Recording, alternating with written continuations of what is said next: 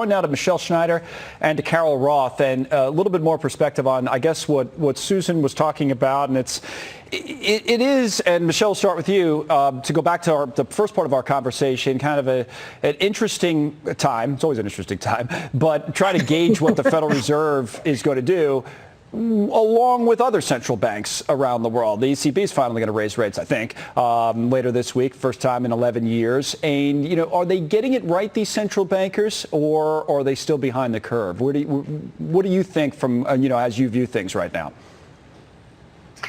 Well, with the ECB finally raising rates on Thursday, it's pretty obvious why they couldn't be too aggressive up to this point, because they already were looking at the precipice of recession, yes, particularly with the energy crisis. So they had to be really careful. And comparatively, the U.S., even at 3% yields, is still the strongest in terms of all the countries, which, of course, is why the dollar has done so well, too.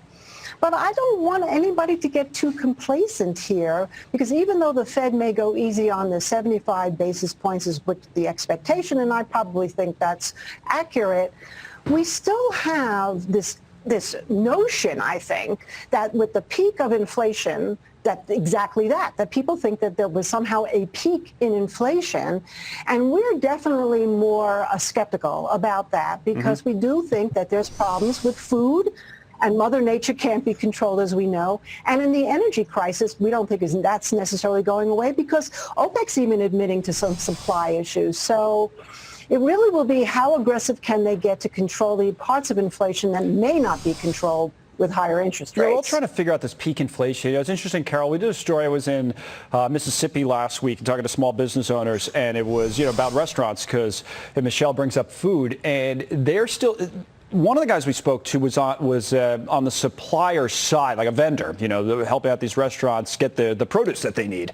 And he was saying he sees a long way until we have peak inflation, because what happened in his business is that they signed contracts a long time ago. A lot of those contracts came due. Now they're paying higher prices. And he said what he tried to do, as best as he could, he tried to not pass along too much of the price increases he was seeing.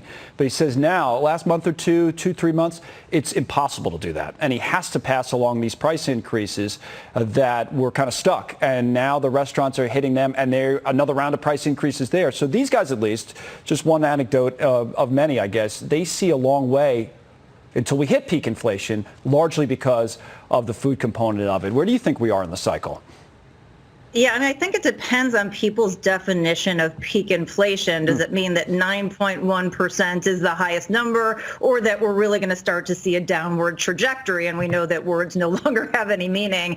I think the reality, whether it goes up a little bit more or it stays elevated, is that we are going to stay elevated, as Michelle was alluding to, for a long period of time, because we have supply constraints all throughout the economy. And even though the Fed is doing whatever it can to cool demand, it really can't affect that supply side of the equation, and they have to manage this very delicate balance, because if you close that gap too much, then you end up with us in a world of hurt, and that's really the dance that we're playing right now. All right, both Carol and Michelle will be back, so stick around. We're going to talk about some other topics a little bit later on in the hour.